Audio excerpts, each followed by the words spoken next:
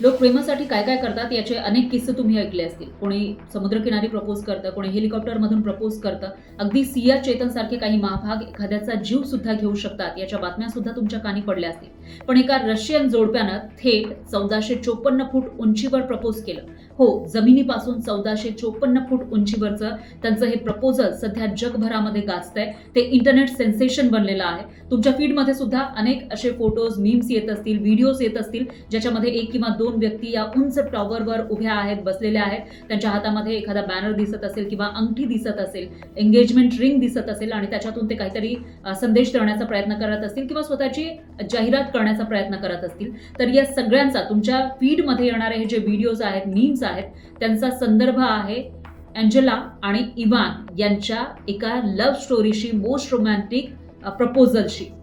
Angela आणि इवान हे प्रसिद्ध रूफ टॉपर्स आहेत, म्हणजे ते गगनचुंबी इमारतींवर चढण्यासाठी प्रसिद्ध आहेत. त्यांचे याआधी सुद्धा तसे काही व्हिडिओज व्हायरल झालेले आहेत आणि आता जेव्हा प्रपोज करायचं होतं त्यावेळेला त्यांनी न्यूयॉर्कमधलं एम्पायर स्टेट बिल्डिंग निवडलं.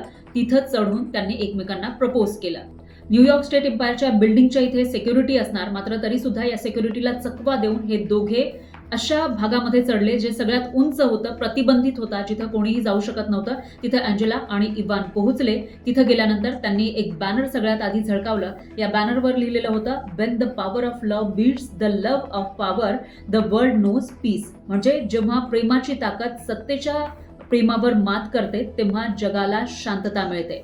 आणि त्याच वेळेला इवान, जो एंजेलाचा बॉयफ्रेंड होता, त्यानं एंगेजमेंट रिंग काढली. तो गुडघ्यावर बसला, त्यानं एंगेजमेंट रिंग काढली. ती रिंग एंजेलानं घेतली आणि त्याच्यानंतर या सगळ्यात उंच टॉवरवर चढून तिनं आपली रिंग दाखवली सुद्धा. खाली सगळं जग दिसत होतं आणि तिच्या हातामधली रिंग असा एक फोटोही तिनं शेअर केला होता. एखाद्या सिनेमासारखा हा सीन होता. मात्र त्याच वेळेला न्यूयॉर्क पोलीस तिथं पोहोचले. एंगेजमेंट झाली, प्रपोजल यशस्वी झालं, पण त्यासोबतच या दोघांना अटक सुद्धा झाली. आता हे प्रेमाचं धाडस होतं की सोशल मीडियासाठीचा जीव घेणा स्टंट, अशी डिबेट सुरू झाली.